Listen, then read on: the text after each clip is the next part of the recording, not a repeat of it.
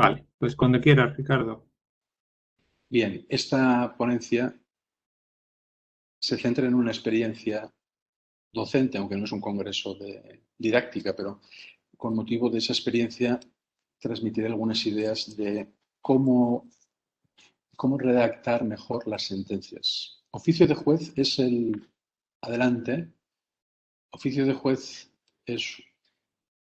Podemos pasar exactamente. Judgecraft en inglés es un área de conocimiento práctico que lleva este nombre, muy propia del ámbito anglosajón, ha empezado a coger cierta fuerza y también en el español. Oficio de juez. ¿Cuál es el oficio de esa profesión? Igual que hay orfebres de distinto tipo, pues ¿cuál es el oficio de un juez? Ese es el contexto en el que se sitúa esta ponencia. Adelante, por favor. En esta área de conocimiento práctico se han incluido, de forma sistemática, como dice un magistrado del Supremo, que es el que organizó este curso, se recogen reflexiones y aportaciones que dan muestra de cómo es el oficio del juez, de cuál es el oficio del juez. Es un área que está en el ámbito español iniciándose, en el anglosajón tiene cierta tradición, y dentro de esta área de conocimientos se incluye la experiencia de enseñar a redactar sentencias claras, correctas y precisas. Adelante, por favor. Este oficio de juez incluye una serie de habilidades y virtudes prácticas, pues desde la prudencia, la mesura, conocimiento evidentemente de todo el área del derecho que corresponda, para que al final ese juez pueda ejercer bien su oficio, para que sea un buen juez, algo muy importante en el mundo en el que vivimos, porque quizás se ha judicializado demasiado todo. Bien, adelante, por favor. Todo este contenido de esta área de conocimiento del oficio de juez no se encuentra en libros de derecho sustantivo o procesal. Es algo que es fruto de la experiencia y también de la reflexión. Insisto, este no es un tema lingüístico, es un tema propio de los jueces, del oficio de juez, y la experiencia de la que estoy hablando se incluye dentro de este ámbito. Adelante, pasamos. Otra vez, por favor, para que se aparezca la primera. Exactamente, muy bien, gracias. Bien, hemos dicho que dentro de ese conocimiento práctico se incluye una serie de actitudes, virtudes del juez imparcial que tienen que ver también con la ética judicial. Bueno, pues dentro de estas habilidades que requiere el oficio de juez de un buen juez está comunicar bien los actos orales, juzgar bien, sin sesgos, un tema muy interesante este, que no vamos a hablar ahora, y redactar las resoluciones. Bien, bueno, dentro de este ámbito del que hemos hablado del oficio de juez se incluye la experiencia de la que voy a hablar, de saber escribir o escribir mejor, con precisión, corrección y claridad, las sentencias. Este es un curso que se ha dado en el Consejo General del Poder Judicial. Asistieron un centenar de jueces y magistrados. Y adelante, por favor, y vamos a ir entrando ya un poco en el asunto. Bien, he citado hasta ahora a un magistrado porque los juristas y los lingüistas deben ir de la mano para hablar de, creo yo, y no solo lo digo yo, para hablar de cómo comunicar mejor. El juez debe esforzarse, dice Sancho Gargallo, porque la estructura de la sentencia sea lógica, los razonamientos comprensibles y el lenguaje claro y preciso. Esto no lo dice un lingüista, sino un jurista de prestigio. Y otro magistrado, Fernández Seijo, conocido por una serie de sentencias en las que intervino en el Tribunal de Derechos Humanos, en fin, sobre asuntos de desahucios. Bueno, pues afirma claramente que es conveniente que juristas y lingüistas reflexionen en común sobre la escritura. No es una tarea únicamente de los jueces y magistrados, sino que los lingüistas podemos tener ahí algo que decir. Adelante, por favor. Bien, al redactar un juez una sentencia debe escribir con claridad, precisión, corrección, porque de la correcta expresión depende en muchos casos la justa solución de los problemas. El lenguaje es un instrumento clave de los juristas y más de un juez magistrado. Y un problema que tienen los juristas es que pueden usar un estilo barroco ampuloso y también que complica la expresión y además también puede evitar caer en la simplificación. Es un equilibrio entre evitar el estilo barroco y ampuloso y la simplificación excesiva. Hay una tendencia ahora a modernizar el lenguaje jurídico que cada vez va teniendo más fuerza, pero ha de saber orientar bien la comunicación escrita, ni caer en la simplificación ni tampoco, evidentemente, llegar al estilo barroco y ampuloso. Adelante, por favor.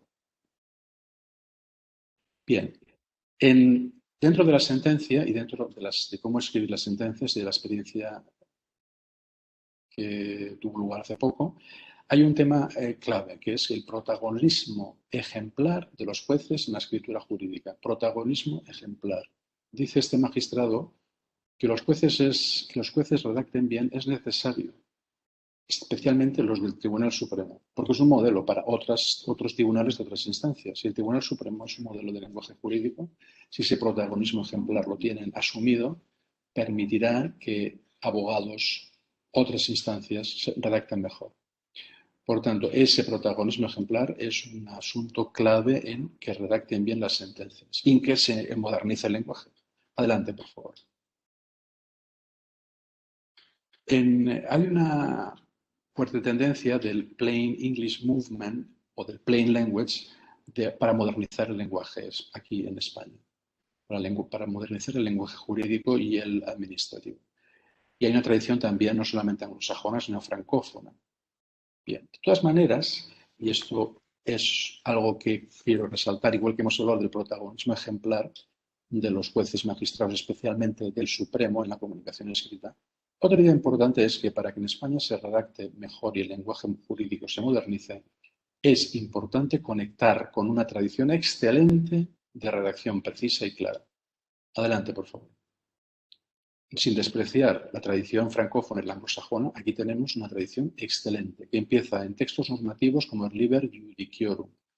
Yo no lo he leído, pero son referencias que, fruto de la reflexión y de conversaciones con magistrados y con juristas, tienen como punto clave en el texto normativo el Liber Judiciorum. Luego las partidas de Alfonso X el Sabio, que sí que he podido leer parte, y en las que ya habla de la retórica, del buen decir, del buen escribir. En la codificación, como ejemplo de tradición excelente de redacciones, está el Código Civil del 1889. Y luego, en la segunda mitad del siglo XX, ha habido una generación de juristas que han escrito muy bien. Repito, sin despreciar la tradición anglosajona y francófona, esos grandes maestros, entre los que está Joaquín Garrigues, por ejemplo, en Derecho Mercantil, Díaz Picazo, por ejemplo, tenía también el nombre de Federico de Castro, José Luis Lacruz, Manuel Albaladejo en Derecho Civil, Sainz de Bujanda en Derecho Tributario.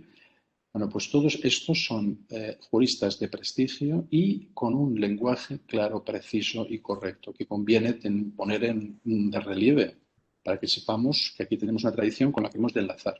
Adelante, por favor. Bien. La experiencia docente fue dentro de ese curso de oficio de juez del que hablaba algo antes, en el que se recogen unas experiencias y reflexiones de cómo puede ser mejor un juez, un magistrado. Una parte fue en la sesión sobre redacción de sentencias claras, precisas y correctas. El curso fue en ese mes de este año, hace muy poco. Ese curso se preparó con el magistrado que organizaba las sesiones de distinto tipo, sobre sesgos, sobre psicología, atención a personas con disminución. En fin, fue muy completo. Y una de las sesiones fue esto, cómo redactar las sentencias de manera clara, precisa y correcta. Y además, la preparación también fue fruto de reflexiones de otros magistrados y juristas. Adelante, por favor. Partimos de la propuesta de otro magistrado, Fernández Seijo, como le he mencionado antes, que decía que sería interesante someter al escrutinio y leo de un lingüista las resoluciones judiciales para pedirle su opinión profesional sobre signos de puntuación, cómo se usan, estructura de las frases, extensión de los párrafos y comprensión del discurso de las resoluciones. Y esto lo dice un magistrado, no lo dice un filólogo.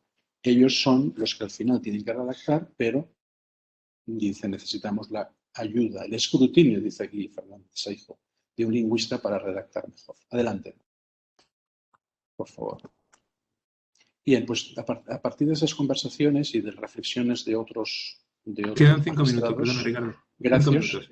Pues aquí fueron los 5 puntos que nos centramos con ejercicios, 5 puntos en los que nos centramos en esta sesión. Al final hubo un ejercicio propuesto por un magistrado en un artículo suyo y esos fueron los 5 puntos clave, no por iniciativa solo de lingüistas, sino matizados por magistrados que recomendaban que en esa sesión esos 5 puntos eran clave. Adelante, por favor. Conclusiones. Nos ajustamos al tiempo. Es necesario que juristas y lingüistas sigan colaborando, ya lo hacemos, pero es importante. Pero son los juristas los que tienen que ponerlo en práctica, eso es indudable. El protagonismo ejemplar de jueces y magistrados es clave, y especialmente del Tribunal Supremo, de todas las salas, aunque quizá destaca más la sala 1 porque se redacta muy bien, pero es tarea de todas las salas, para que otras instancias redacten bien los abogados que leen las sentencias. En la necesidad de enseñar habilidades de comunicación escrita a juristas en la universidad, en el máster de acceso. No hay una prueba de redacción en el máster de acceso a la abogacía, en la prueba. Hay un ejercicio de tipo test. Sería ideal y que se dedicaran recursos a que hubiese una prueba escrita.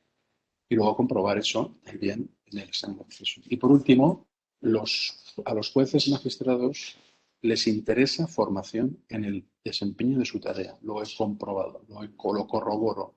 No mostraron ningún desdén, al revés, ningún interés llamativo de todos los juristas que asistieron, más casi unos. Bien, y añado la bibliografía y avanzamos por último en las siguientes son las referencias que he empleado. Siguiente también, por favor. Y con esto pasamos a la última para agradecer a los asistentes, a Noelia Estevez, Irina Mikitka, Alfonso Llero y al que he dirigido esta sesión. Muchas gracias a todos. Ok, muchas gracias, Ricardo, por esta interesante ponencia en la que abordas un tema que ya ayer se la trató también una ponencia de Latinoamérica sobre la densidad terminológica de los discursos académicos, ¿no? Jurídico, farmacéutico. Y es cierto, ¿no? Que muchas veces ya uno no sabe si ha ganado un caso, lo ha perdido, uno no sabe si se puede tratar con lo que está comprando en la farmacia y desde luego el cambio hacia lo que llamaban, lo que en inglés ha sido muy interesante, el plain English approach, habría que implementarlo también aquí a través de una confluencia de los especialistas en lengua y en el derecho o farmacia, lo que sea. ¿Hay alguna pregunta? Tenemos un tiempo para alguna pregunta en el chat, si queréis. ¿Alguien que tenga alguna pregunta? Puede escribir en el chat. La ponencia de la que has hablado era de Paulina Meza. Sí, de Paulina, sí. Sí, es una especialista en el lenguaje jurídico de Chile. Muy valiosa. Eran 3, creo. 3, sí. Felipe, Paulina y el tercero, la tercera no la conozco. Muy bien. Pues veo que no hay preguntas. Muchísimas gracias. Muy bien, gracias. Ricardo, por tu presentación. Y yo, Juan Calvo, y gracias por participar en Entretextos. Muchísimas gracias y buenas tardes. En primer lugar, y es de oficio, pero también personalmente, quiero agradecerte a ti y a Chelo el haber permitido participar y también quiero dar enhorabuena porque reunir a toda esta gente como se ha reunido con todo lo que está cayendo y ha caído tiene mucho mérito académico y personal y por tanto muchas gracias en nombre propio y en nombre de la universidad. Bien, la comunicación que voy a presentar se encuadra en una propuesta taxonómica de hace ya varios años, empezó en el 2014, que intenta taxonomizar o proveer de taxonomía a los epónimos y a los deónimos mediante una doble caracterización, una estática detallando lo que es una taxonomía, es decir, los detalles, las características del taxón y otra dinámica para su uso dentro de la traducción. Porque en el campo que nos ocupa, que es el campo de la traducción científico-técnica, se supone, se da por supuesto, que se apetece la denotación, es decir, que no haya la más mínima identidad equívoca. No es cierto, muchas veces no ocurre, pero sí que se apetece la identidad absoluta entre el símbolo o el designans y el referente o el designado. Y es así, la inmensa mayoría de los casos que hemos estudiado es así. Frente a la ciencia, lo que es cierto es que la técnica no comparte esta idea porque no hacía falta una lengua internacional y, por lo tanto, dentro de un propio país pues podría haber diferentes nombres para la misma cosa, incluso dentro de la misma zona, diferentes nombres para la misma cosa. Dentro de los nombres propios es más fácil que haya modificaciones, naturalizaciones dentro de los nombres de pila que no dentro de los apellidos. Aquí vamos a hablar de apellidos. Tenemos unos 95 ejemplos en total. Envié una especie de handout el lunes, y de esos ejemplos, de esos 95 ejemplos, hay 60 que pertenecen a la cultura anglosajona, hay 3 que pertenecen a la cultura española, aunque aparezcan en textos ingleses, y 32 que pertenecen a una cultura distinta. De esos hay 50 ejemplos compuestos de una sola palabra, hay 43 que son lo típico del noun phrase, sustantivo y modificador, por ejemplo, y hay 2 que son plurimembres más complejos. Vale. Aquí vamos a tratar solamente, porque no tenemos tiempo para otra cosa, 2 soluciones o dos reacciones, que son la sustitución por parte del traductor y la omisión. Es solamente un 12,96% del total de los catalogados, por tanto es un número muy pequeño, y de esos 95 ejemplos solamente se ha dado sustitución absoluta en 40 casos y la omisión absoluta en 28. En los casos más complejos tampoco los vamos a dar aquí, entre otras cosas porque no hay tiempo. De los campos científicos y técnicos, la mayor parte de los temas, perdón, de los lectos son de botánica, tenemos 9 términos, y de la ropa hay 9 ejemplos de ambos. Hay 7 de transporte, 5 de física y de química, 4 de ingeniería y caminos de medicina, 3 de gastronomía, etcétera, etcétera. Como son 40 en total, nos llevaría mucho especificar cada uno. Hay, como decía, 45 sustituciones absolutas, de las cuales 25 de ellas corresponden a términos originalmente británicos o americanos. Ninguna correspondientes a los términos españoles y 20 a los términos de otra cultura. De ellos, y es otro aspecto que me gustaría destacar, hay 20, de estos 45, hay 20 que llamaríamos transparentes, es decir, que se ve claramente que es un epónimo o un deónimo, es decir, se reconoce perfectamente el apellido. Hay unos 5 donde no está tan claro. Y hay 21 que son perfectamente opacos, es decir, que para saber que es un apellido tendríamos que recurrir a la etimología o a diccionario especializado. Por poner un ejemplo muy sencillo, sardina en castellano y en inglés sardine corresponde a la isla de Cerdeña, pero el 99% de la gente, lógicamente, no lo sabe. Mientras que dálmata, que pertenece a Dalmacia, pues sí que más o menos podemos asociar. Y aquí pasa algo parecido. Bien.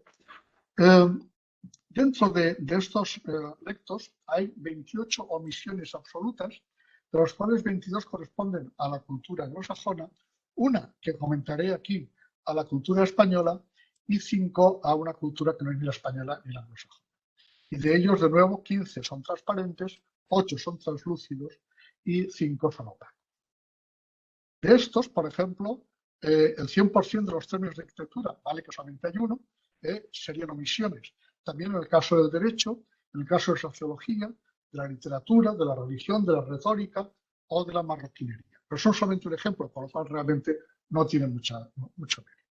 Bien, en los 10 minutos que me quedan voy a comentar a unos 2 casos porque realmente es por eso que estoy aquí.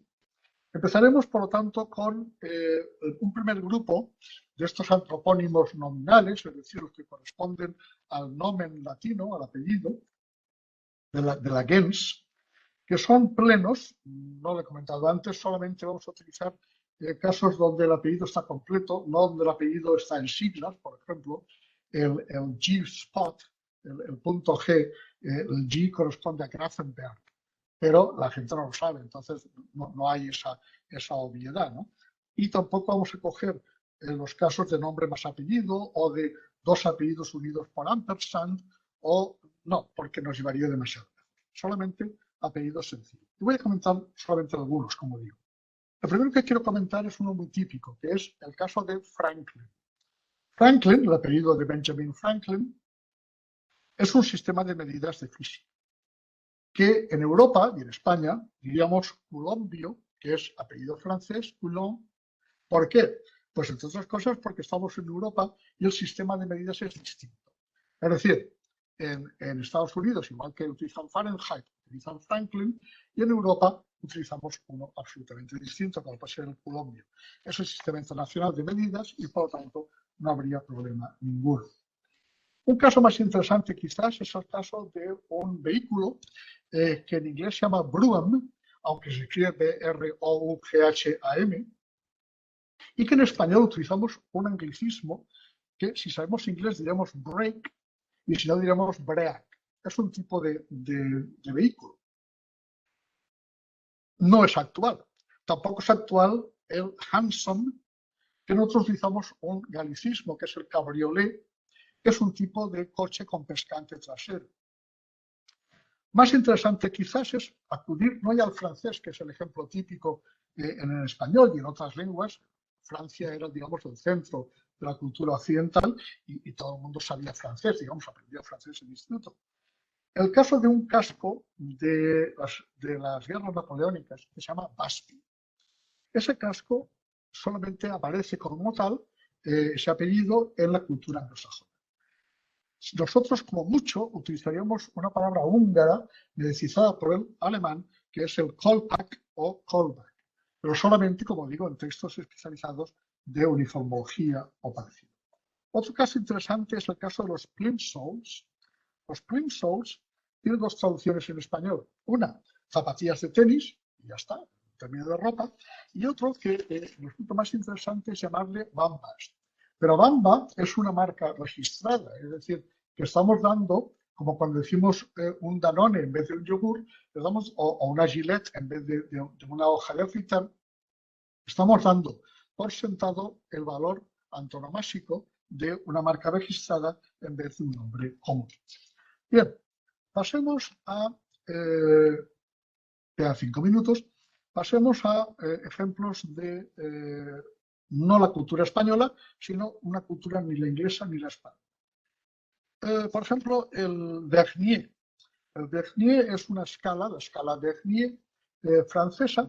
En español podemos decir Bernier, también podemos hacer el mismo calco, o decir Nonio, que era un portugués que inventó la misma escala, pero bastante antes, y que, digamos, que nos queda más cerca. Otro caso distinto sería una cerveza que es alemana, que en inglés se llama MUM, M-U-M, en francés MOM, M-O-M. Y nosotros utilizamos el nombre alemán, el Mumme. Bien, me parece correcto, es decir, utilizamos el nombre original y no ni el francés, que nos queda cerca, ni el alemán. Bien, quedan 5 minutos, vamos a pasar a las omisiones. Omisiones absolutas. Pues las omisiones absolutas son muy típicas, es decir, no tengo ni idea de a qué se refiere el texto, por lo tanto no lo traduzco. ¿Qué puedo hacer? O puedo copiarlo, es decir, mediante un calco, mediante una adopción, como he dicho antes, se puede hacer. Por ejemplo, to cyanize en inglés es un término de la química y de la ingeniería forestal, que es tratar con un líquido la madera para protegerla. Yo puedo decir quianizar, y si sé de qué va, pues vale. Y si no, pues tengo que hacer una especie como de glosa o de perífrasis para ilustrarlo. Por ejemplo, gerrymandering es manipulación política en la democracia británica, pero yo tendría que explicarlo claramente. Un militia beacon, término bimembre, es este típico elemento en las calles inglesas, que hay una bola iluminada en los pasos cebra. Eso solamente se da en Inglaterra y yo tendría que explicarlo o simplemente copiar. Bien, decía que quería comentar un caso de la cultura española, que es un término de la geología. En Estados Unidos hay un término, nombre más nombre, en el cual, o sea, un término bimembre, una frase nominal simple, que es la Martinez Formation. La Martinez Formation, según los diccionarios técnicos, en español no existe, aunque el apellido es español. Entonces tenemos que traducir, según el diccionario, formación que representa el Eoceno a lo largo de la costa californiana del Pacífico norteamericano. Todo eso para Martinez Formation. Es un recurso muy típico, es decir, no sé, no lo tengo, voy a intentar solucionarlo mediante otro sistema. Bien. Y los dos últimos ejemplos, que son de una cultura que no es ni la inglesa ni la española, de una cultura distinta. En este caso es la cultura alemana, aunque uno de ellos es prácticamente como si fuese francesa. En urbanismo hay un término que se llama to Haussmannize. Haussmann era el urbanista que remodeló la ciudad de París después de las revueltas de 1870 y construyó los grandes bulevares que caracterizan buena parte de París, básicamente para evitar que los revoltosos pudiesen cerrar con barricadas las calles. Y esos bulevares, que tenían una función puramente política, se han convertido en un elemento precioso de la ciudad de París. Bueno, to Haussmannize en español no existe, salvo que dijésemos haussmannizar, que yo sepa no existe. Y otro que tampoco existe es un tipo de bota o de zapato que refiere al general que participó en la batalla de Waterloo, porque yo me niego a decir Waterloo, porque es una ciudad belga, en Waterloo, que son unos zapatos que llaman Blacher o Blacher, o en alemán sería Blücher, que era el apellido de este general, que nosotros no tenemos en España y por lo tanto no podríamos más que o copiar o comentar.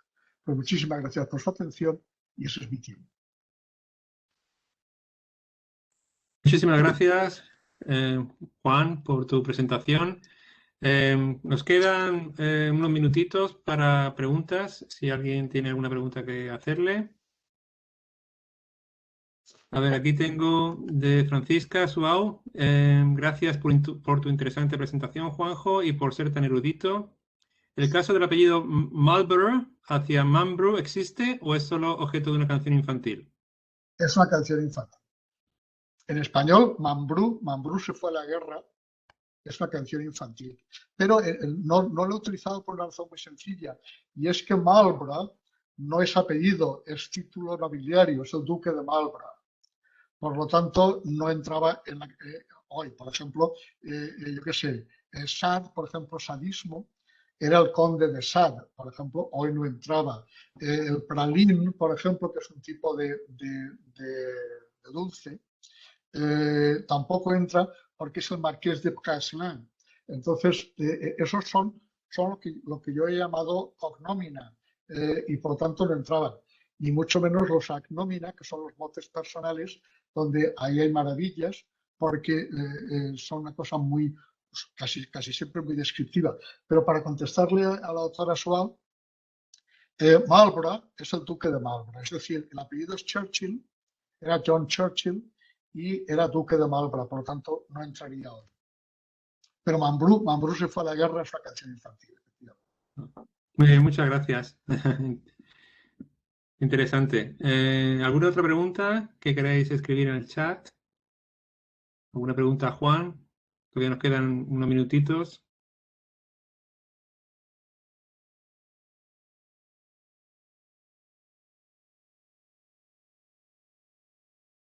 Bueno, pues si no hay nada más, muchísimas gracias, Juan, por participar en Entretextos, un detalle, y espero que disfrutes de las ponencias que quedan en el día de hoy todavía en el menú, incluidas varios paneles que hay por ahí, incluido el nuestro. Vamos ahora a poner a Irina de presentadora. Me alegro que haya funcionado, porque no tenía nada consigo. Sí. Ahora. Ahora. Si quieres probar tu PowerPoint, Irina, para ir but I'm going to speak in English, okay? Okay. My presentation Fine. is in. Okay, so good afternoon, ladies and gentlemen. Thank you for being there, and sorry for the technical problems caused. Well, my name is Irina, and I am a lecturer and researcher at the Catholic University of Murcia.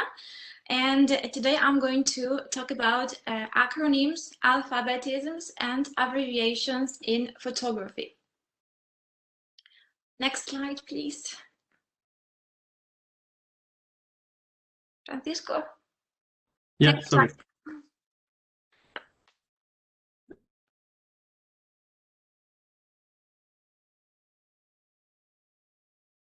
slide. That's the index, no? I don't see anything, but okay, I don't see the index. You should see it. Can people see it?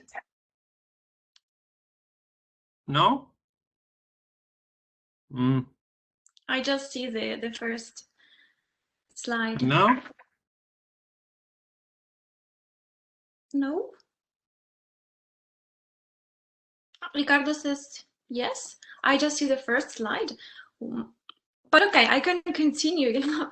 No, more or less. Well, if you see the index. You cannot see the index? No, but that's, no, I don't see it, but that's fine. I can continue here. You can continue with your own PowerPoint and you just tell me, okay? Exactly, yes. So, well, as you can see, I have divided my presentation into 5 parts. I'm going to start with a very brief introduction. I'm going to continue with the, again, brief theoretical framework. Then I will point out the objectives and the methodology used. And after that, the study itself will be discussed. And I will conclude the presentation, well, with conclusions and with future suggestions for future research. So please, next slide. Introduction.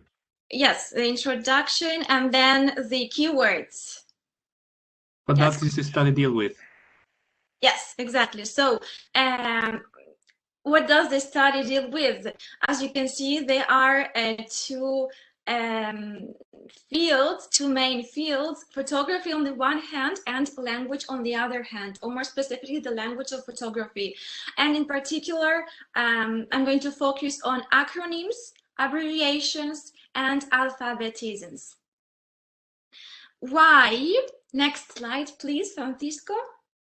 You have some examples here. Yes? Yes. As you can see here, you have 2 examples from photography. One is a camera, a name of a camera, and one is a name of a lens. And as you can see,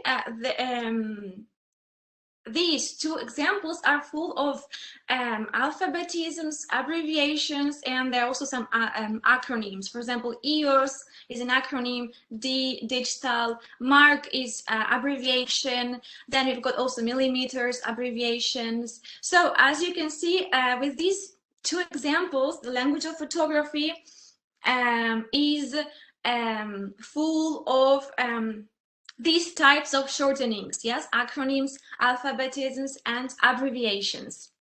So please, next slide. Maybe I can see it.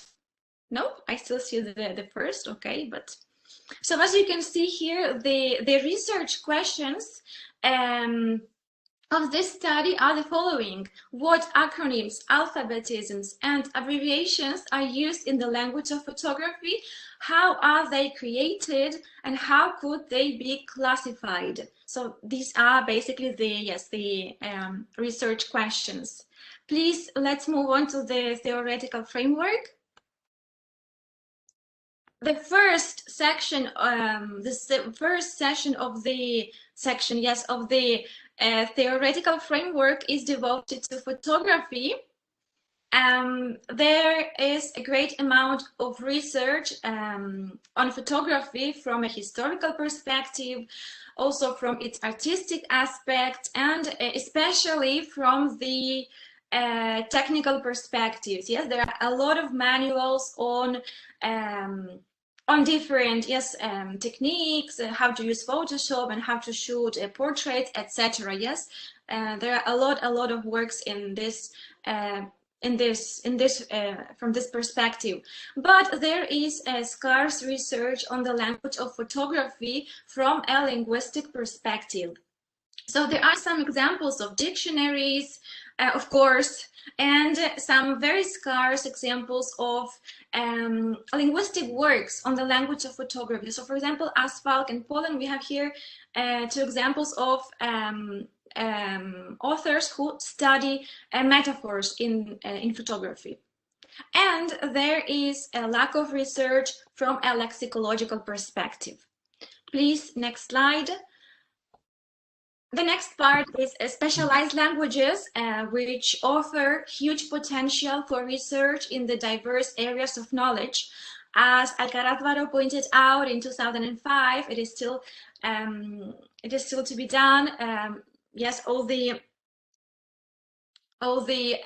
professional and academic languages from the different perspectives, lexicological, lexicographic, syntactic, morphological, semantic, etc. And I am going to be focusing on the language of photography from a lexicological perspective. Now let's move on to acronyms, alphabetisms, and abbreviations. I'm going just to mention again briefly that there are studies, actually numerous studies of these types of word formation mechanisms in general language. And there are a few in specialized languages. For example, in medicine, in law, computer science, and technology.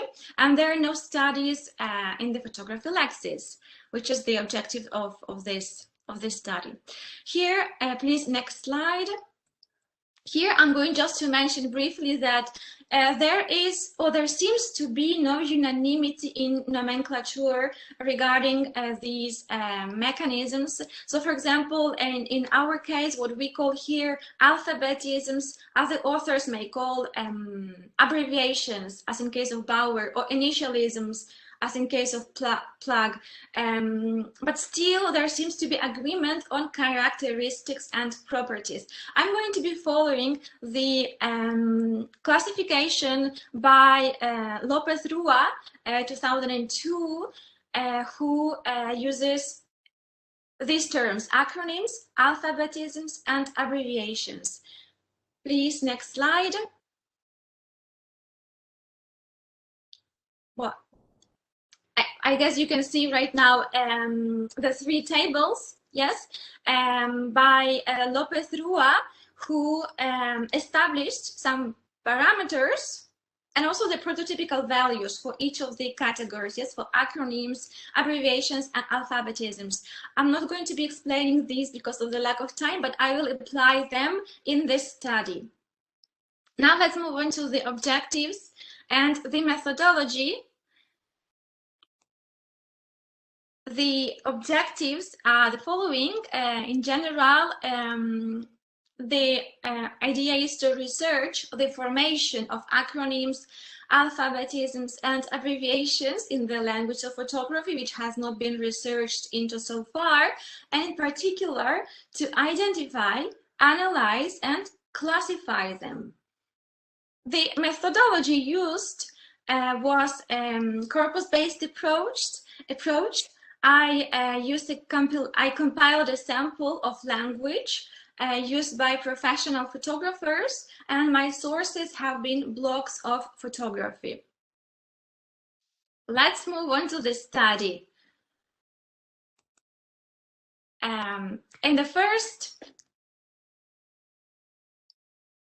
well, here you have the general picture of the study. As you can see, 103 items were identified. As you can see, 8% belong to acronyms. 45% are the majority, and they are alphabetisms. 16% were abbreviations, and also we had some peripheral cases and hybrid cases. I'm going to explain them in the following slides, in the following, yes.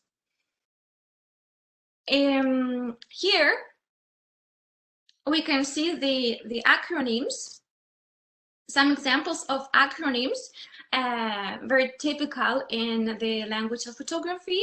And as you can see, all of them can be read as words. So we've got EOS, LOMO, EVIL, GIF, TIFF, EXIF. So yes, the first parameter of acronyms is that they should be read as words. Yes. And the degree of shortening is maximum, as you can see, one letter in each word, except for the case of EXIF, where you have two letters taken, the E and X. This is basically done to obtain a pronounceable sequence, so it can be pronounced as a word.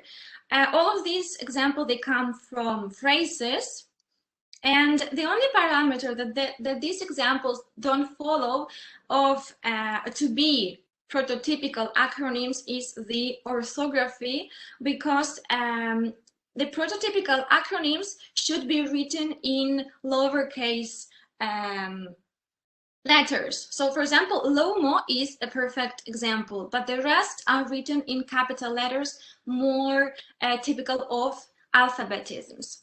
Let's move on to here you have just two examples of what a LOMO is, LOMO photography, a LOMO camera. Maybe you can see the pictures, I guess. Yes. Just an example. Let's move on to the second one, EVIL. It's a type of camera. It's electronic viewfinder, interchangeable lens. So the lenses can be changed, and the viewfinder is electronic. There's no mirror. So this is just to explain what these two terms mean. Let's move on to the next part, which is devoted to alphabetisms. Okay, I'm just checking if you're still here. Alphabetisms, as you can see, 45%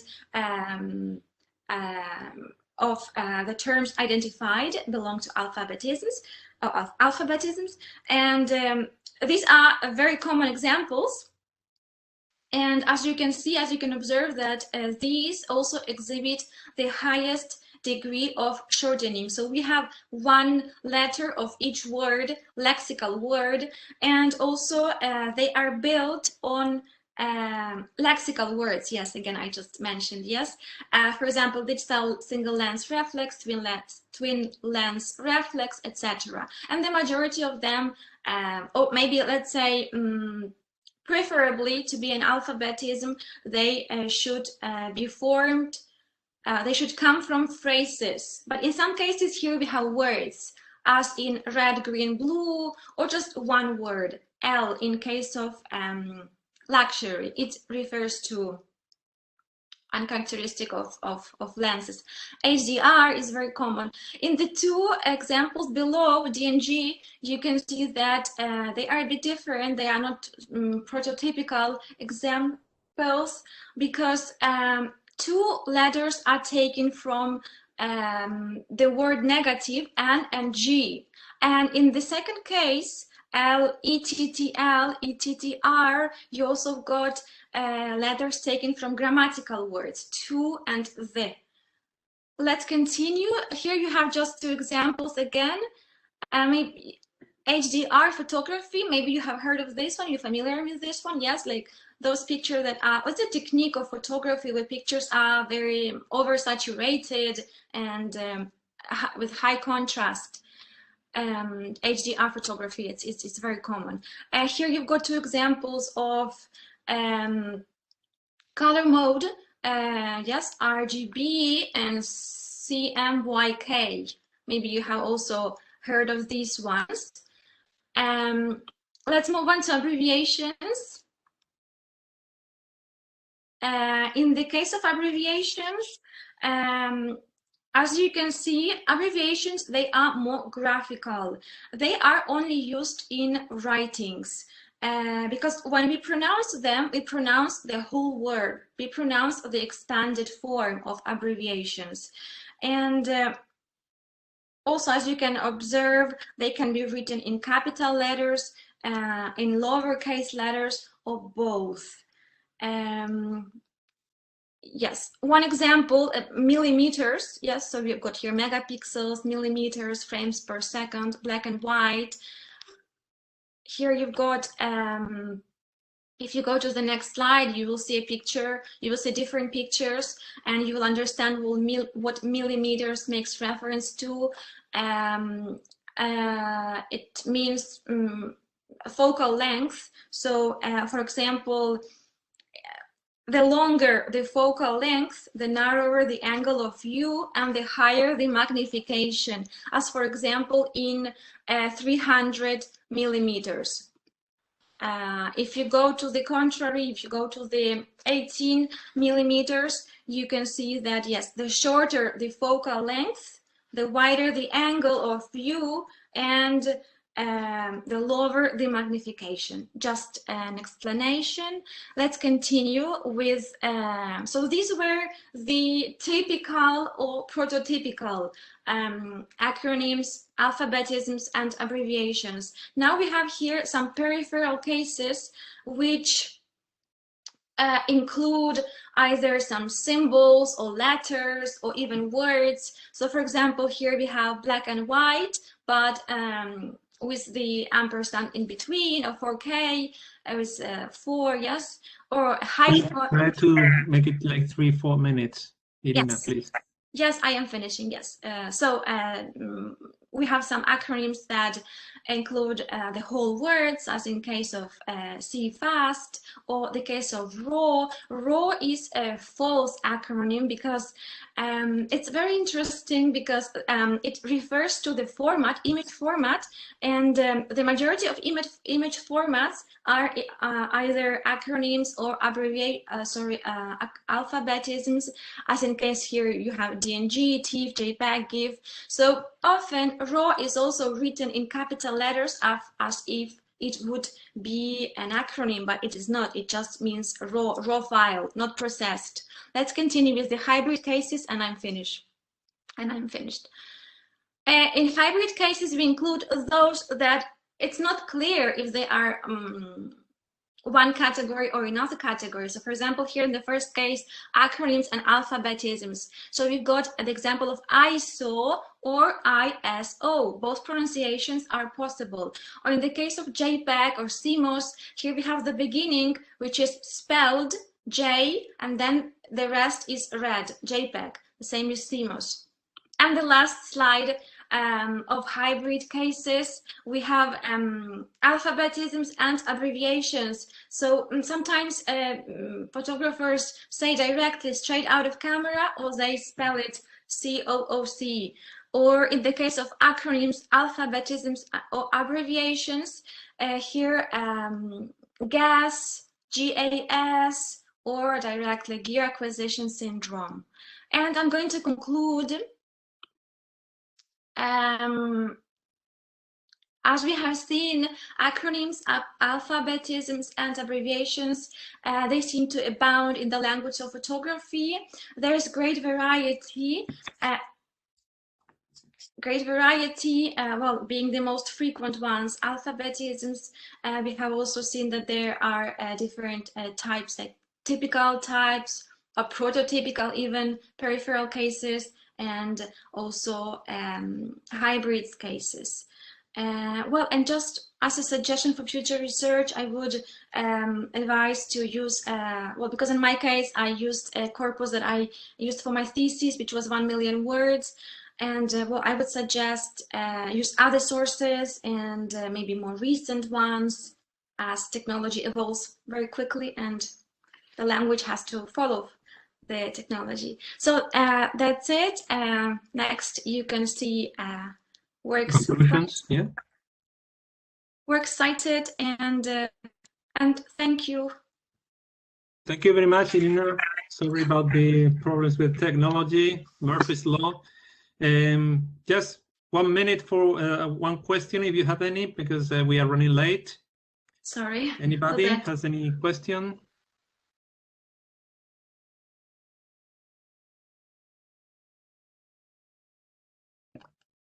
Well, seems like everything's clear. So many thanks, Irina.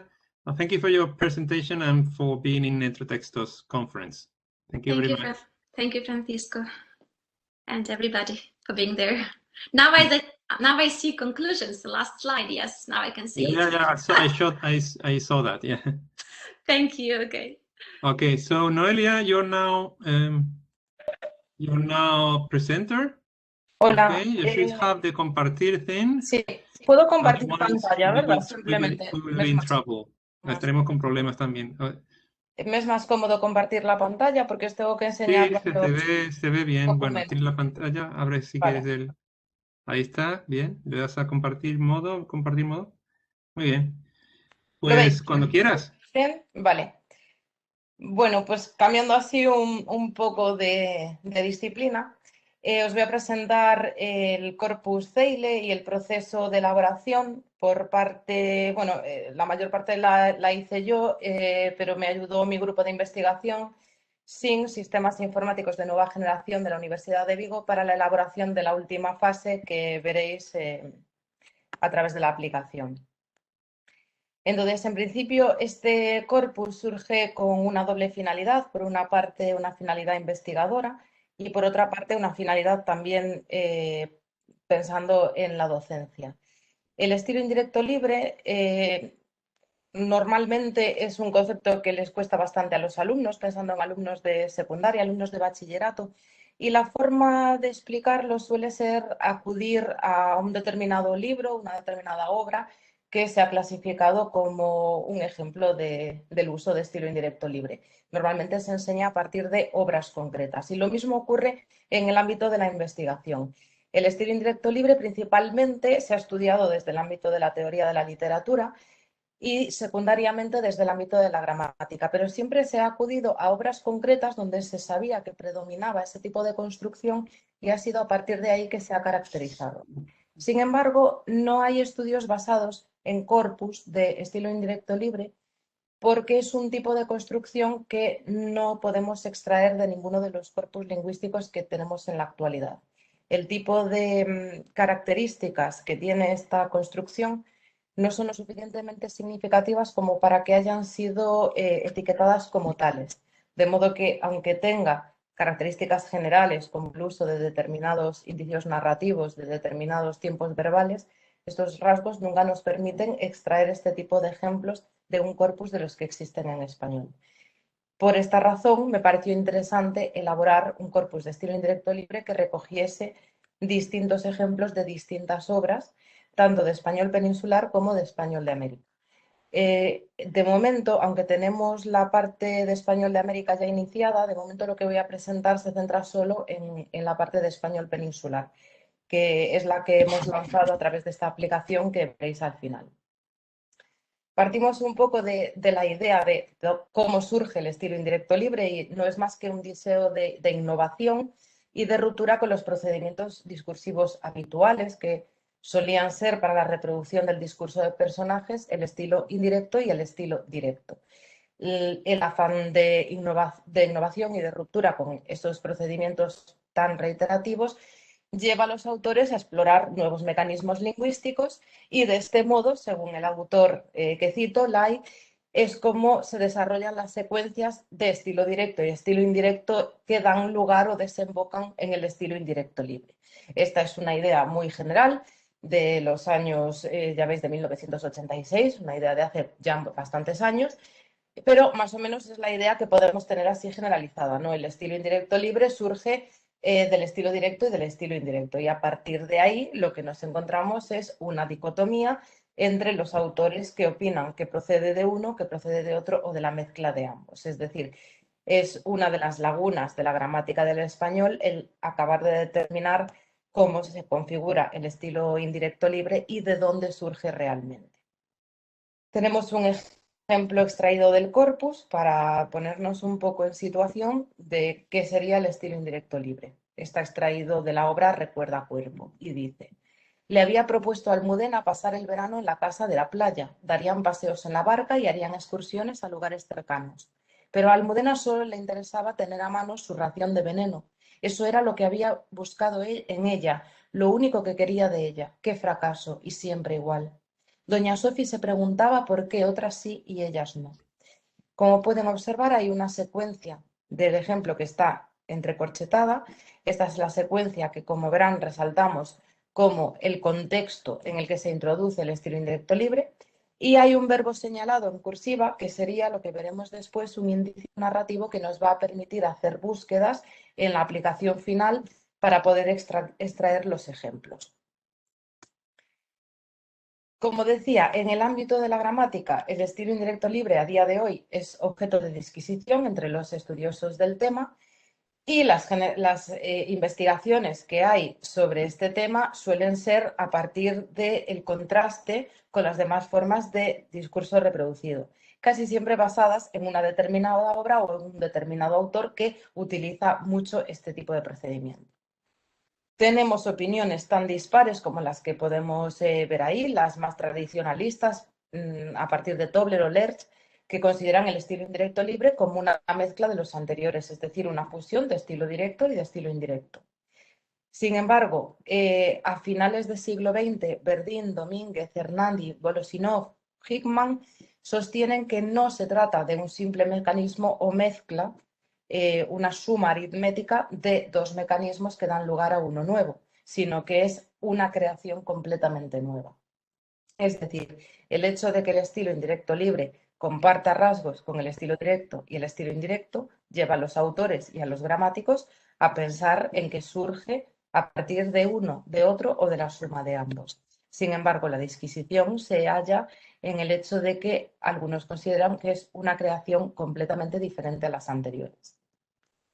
Ante esta divergencia de opiniones es donde surge la idea de explorar el estilo indirecto libre a partir de la aplicación de la lingüística de corpus, es decir, creando un instrumento que nos permita acumular muchos ejemplos procedentes de diferentes etapas de la literatura, de diferentes obras, de diferentes autores y también de diferentes procedencias y representativos tanto del español peninsular como del español de América, que dé lugar a un gran corpus que hoy en día todavía no podemos presentar como tal porque es solo una pequeña muestra, que es el corpus de estilo indirecto libre en español, CEILE.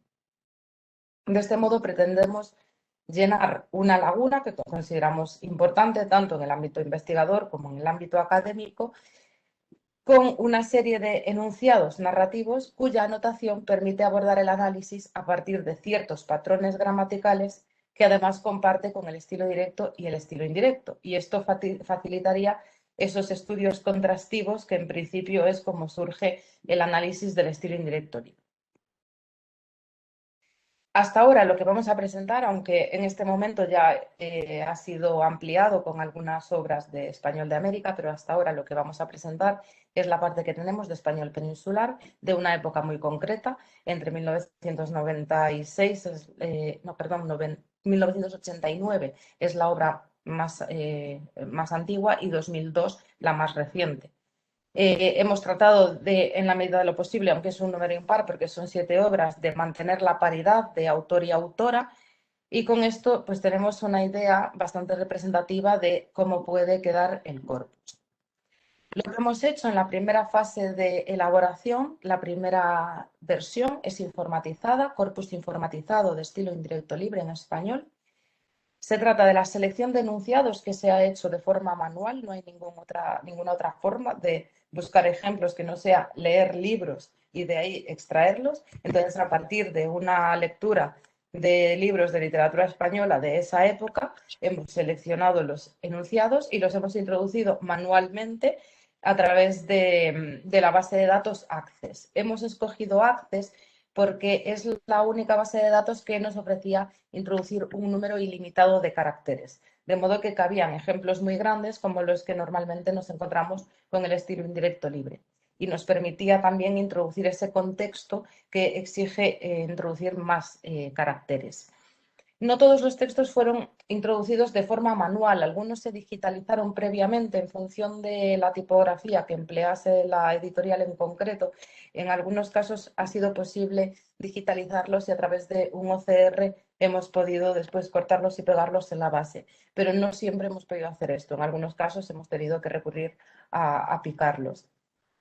La organización de los datos se ha hecho en 5 bloques. La primera identifica el ejemplo, es decir, el número que ocupa dentro de la base de datos. La clave de la obra narrativa, que es una palabra que recuerda al título de la obra para que tengamos presente de qué obra está extraído. La página de la edición manejada, el ejemplo en concreto, y después hemos señalado a lo que me he referido al principio, la señal demarcativa. Esta señal demarcativa, basándonos en los estudios de Girón Alconchel, es una señal que sirve para anunciar la introducción de un discurso reproducido y es necesaria para poder interpretarlo. Es decir, se trata normalmente de verbos que suelen aludir o bien a un acto verbal o a un acto de pensamiento. De algún modo orientan la lectura, aunque no estén dentro del propio ejemplo de estilo indirecto libre, sí que, como veremos, suelen estar cerca en el contexto y eso es lo que nos da la clave para saber que eso que estamos leyendo son unas palabras que pertenecen a un personaje cuyo pensamiento se nos está trasladando.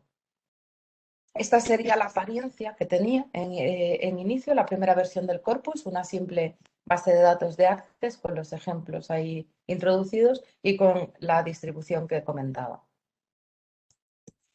En la segunda versión, lo que hacemos es el corpus de estilo indirecto libre en español y volcamos los datos de modo que los trasladamos a lo que sería una revista digital, que es donde finalmente se publicó.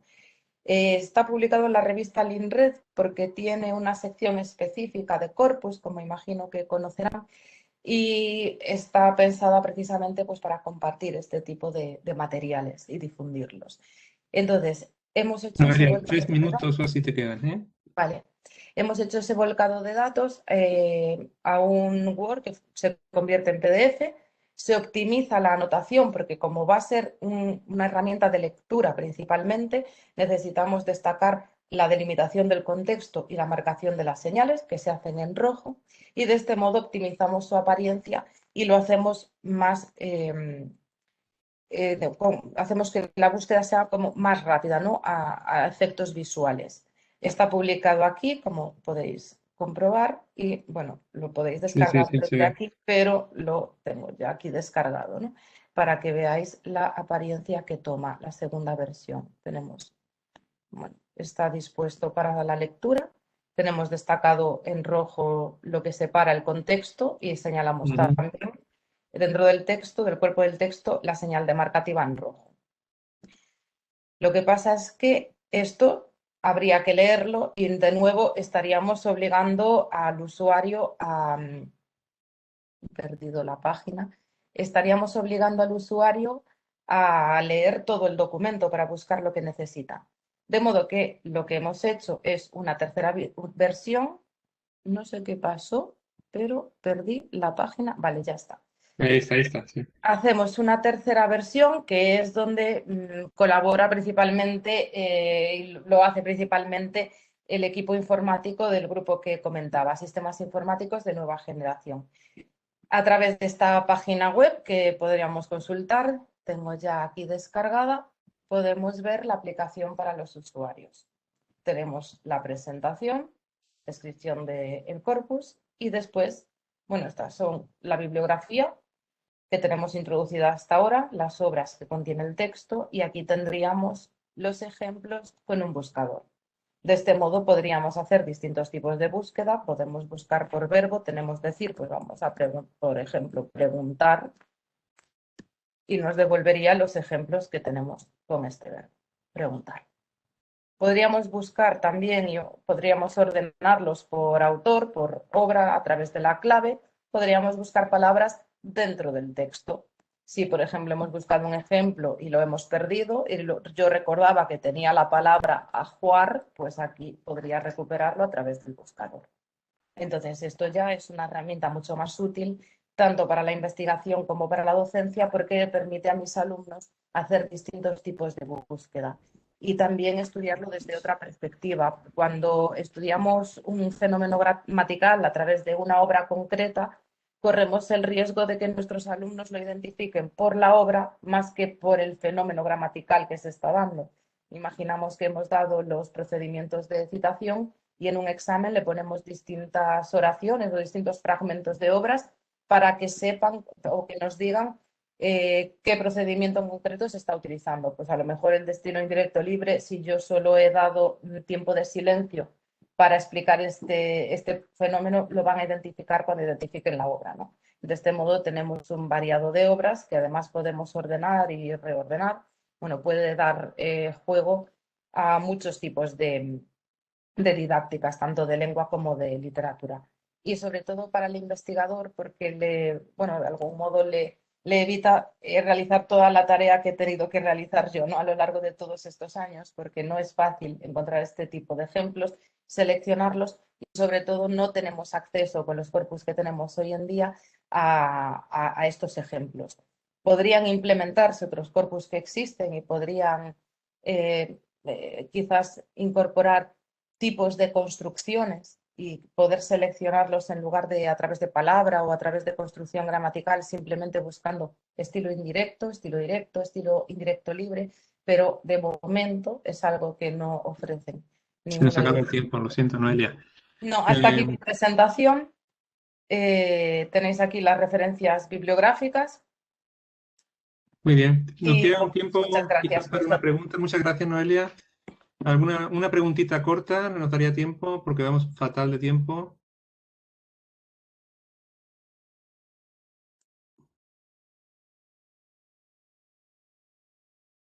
Bueno, parece que todo está muy claro.